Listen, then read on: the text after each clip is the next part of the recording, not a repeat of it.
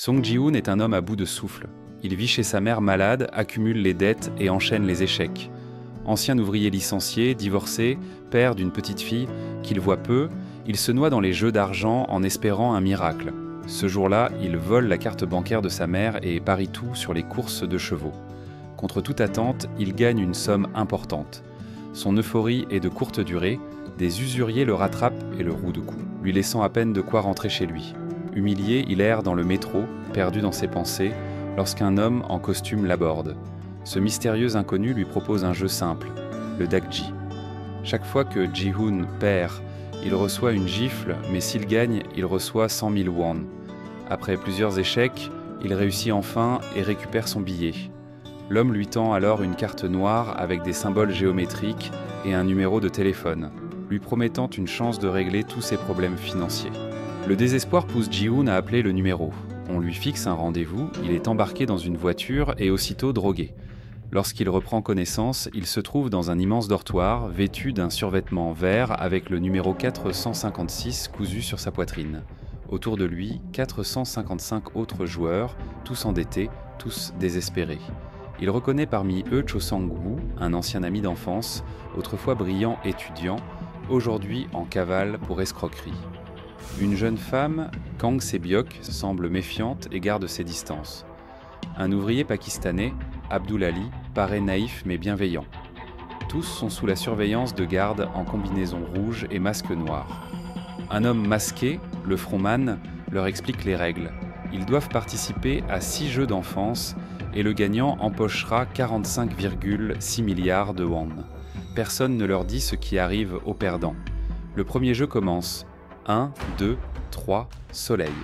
Une immense poupée mécanique surveille les joueurs. Dès le premier faux mouvement, un tir retentit. Un homme s'effondre, du sang s'échappe de sa tête. D'abord incrédules, les participants réalisent trop tard l'horreur du jeu. La panique s'empare du terrain. Beaucoup tentent de fuir mais sont abattus sans pitié. Ji-hoon, pétrifié, est sauvé in extremis par Ali qui l'attrape avant qu'il ne tombe. L'épreuve se termine dans une mare de sang. 255 joueurs ont été exécutés. Sous le choc, les survivants exigent l'arrêt des jeux. Une clause stipule qu'un vote majoritaire peut mettre fin à la compétition. Après un suspense insoutenable, la décision tombe, ils sont libérés. Ji-hoon rentre chez lui, mais retrouve une existence misérable. Sa mère est hospitalisée, nécessitant des soins qu'il ne peut payer. Sang-woo, acculé par ses créanciers, tente de se suicider. Se-byok découvre que son petit frère est en orphelinat et doit rassembler une somme énorme pour faire venir sa mère de Corée du Nord. Lentement, les joueurs comprennent qu'ils sont aussi condamnés dehors que dans le jeu. L'un après l'autre, ils choisissent de revenir. Wang Jun-ho, un policier infiltré, pénètre dans les jeux pour retrouver son frère disparu. Le deuxième jeu les attend, une épreuve de patience et de précision. Chaque joueur reçoit un biscuit d'Algona avec une forme à découper.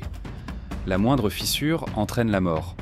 Sang-woo, ayant deviné le jeu, garde l'information pour lui et choisit le triangle plus simple à découper. Ji-hoon, ignorant le danger, prend le parapluie, l'une des formes les plus difficiles. À bout de nerfs, il découvre par hasard qu'humidifier le biscuit le ramollit, ce qui lui permet de réussir. Un homme paniqué tente de prendre un garde en otage mais est aussitôt abattu, révélant que les masqués ne sont pas intouchables. Les nuits deviennent cauchemardesques. Le dortoir, plongé dans le noir, devient un champ de bataille. Les plus violents s'allient pour éliminer les faibles.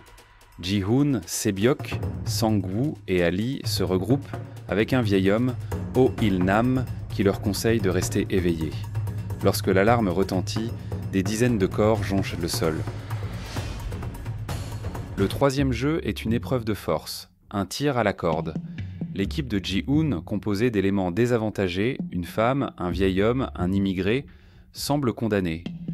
Mais Il-nam révèle une technique ancestrale qui leur permet de prendre l'avantage. En dernier recours, Sang-woo suggère un geste désespéré qui leur assure la victoire, précipitant leurs adversaires dans le vide.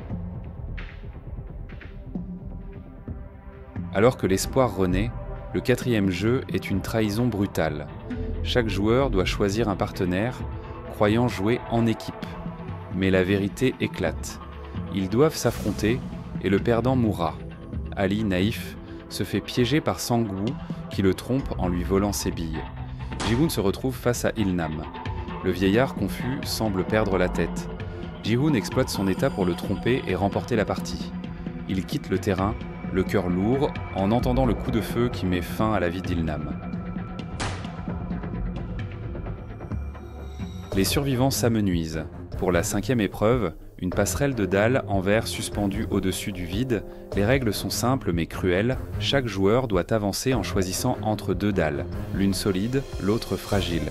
Une erreur et c'est la chute mortelle. À ce moment, des VIP masqués, hommes d'affaires richissimes venus du monde entier, font leur entrée dans une loge luxueuse surplombant l'arène. Vêtus de costumes extravagants et sirotant du champagne, ils parient sur les joueurs comme sur des chevaux de course, riant des cris et des explosions de verre. Sebiok, blessé mais déterminé, suit en silence. Plusieurs tombent, leur corps s'écrasant dans un fracas atroce sous les applaudissements des VIP. À la fin, seuls 3 atteignent l'autre côté, épuisés et brisés. Hwang Jun-ho, le policier infiltré, découvre progressivement les horreurs du système tout en enquêtant secrètement sur les jeux.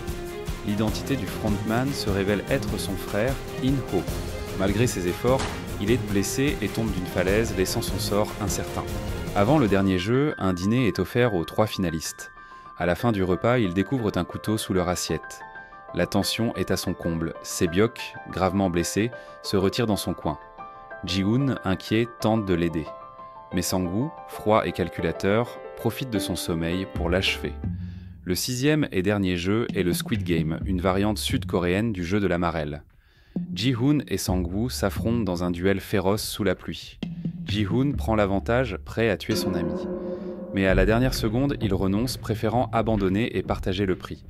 Sang-woo, rongé par la honte, se suicide en demandant à Ji-hoon de s'occuper de sa mère. Vainqueur, Ji-hoon est libéré avec une carte bancaire contenant les milliards promis. Mais la victoire a un goût amer. En rentrant chez lui, il découvre que sa mère est morte seule. Traumatisé, il passe 1 an sans toucher à son argent, errant dans une solitude abyssale. Puis un message l'invite à un dernier rendez-vous. À sa stupeur, il retrouve Il-nam, toujours en vie. Le vieil homme avoue être l'un des créateurs du jeu. Riche et blasé, il a organisé cette boucherie pour se divertir. Avant de mourir, Il-nam lance un dernier pari. Un sans-abri sera-t-il aidé avant minuit ? Ji-hoon gagne, mais son dernier espoir en l'humanité est brisé. Hanté par les promesses brisées, Ji-hoon se lance dans une quête personnelle. Il retrouve le petit frère de Sebiok dans un orphelinat grisâtre. Le garçon, frêle et silencieux, le fixe avec des yeux qui lui rappellent trop sa sœur. Ji-hoon lui laisse une somme suffisante pour garantir son avenir et celui de sa mère, restée bloquée en Corée du Nord. Puis, il se rend chez la mère de Sang-woo. Devant sa porte usée, il dépose une valise remplie de billets, exaucant en silence la dernière volonté de son ami. Ses gestes ne rachètent pas le passé, mais ils allègent son fardeau. Prêt à rejoindre sa fille aux États-Unis, il arrive à l'aéroport, mais aperçoit un recruteur attirant de nouvelles proies. La rage le submerge. Il fait demi-tour, décidé à détruire ceux qui ont fait de leur désespoir un spectacle.